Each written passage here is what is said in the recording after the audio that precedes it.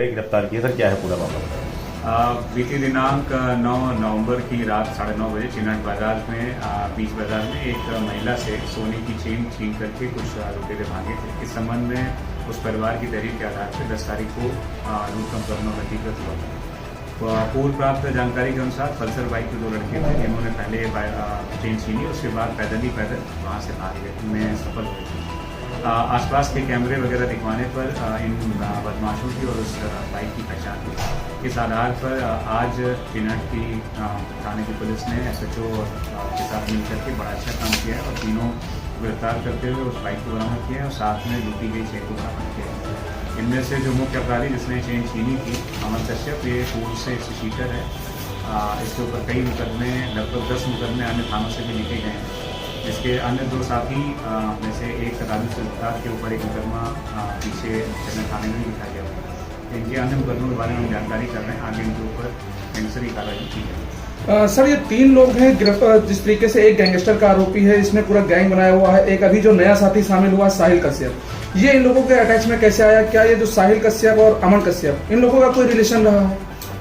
दोनों के नाम एक ही जैसे हैं, लेकिन ये दोनों आपस में रिलेटेड नहीं है। इतनी घटनाओं को अंजाम दिया अब तक अमन कश्यप का आपराधिक इतिहास हमारे पास है। उसमें 10 मुकदमे के लगभग इसके लिखे गए हैं और जो इसके साथ में साहिल कश्यप है, उसके ऊपर अभी कोई हमें जानकारी नहीं हो पाई है। हम इनसे जानकारी कर रहे हैं। इन्होंने ऐसे कोई अपराध और किए हैं जिनसे अभियोग पंजीकृत नहीं है, तो वो अभियोग पंजीकृत। सर ये लोग मूल रूप से जो है क्या काम करते थे और घटना को कारित करने के बाद किस तरीके से गायब हो जाते थे, और इतनी घटनाएं ये लोग कारित कर चुके हैं क्या कोई कहीं ना कहीं कुछ पुलिस का ये ऐसा लग रहा है कि वहाँ की पुलिस इन पर मॉनिटरिंग नहीं की, इसके चलते ये लोग इस तरह की घटनाएं लगातार करते रहे और बेल से आने के बाद भी लगातार घटनाएं करते हैं?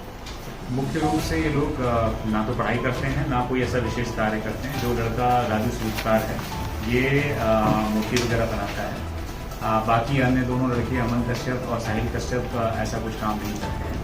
इनकी किस प्रकार से मित्रता हुई और किस कारण से ये यहाँ पर चिनाट बाजार में थे, इस बारे में सर जिस तरीके से 3 आरोपी हैं और जो मोटरसाइकिल दिख रही है, मोटरसाइकिल पे एक मोनोग्राम दिख रहा है पुलिस का। ये मोनोग्राम पुलिस का जो लगा करके पूरी तरीके से लगातार क्षेत्र में रहते थे, तो उसका इस्तेमाल किस तरीके से कर रहे थे?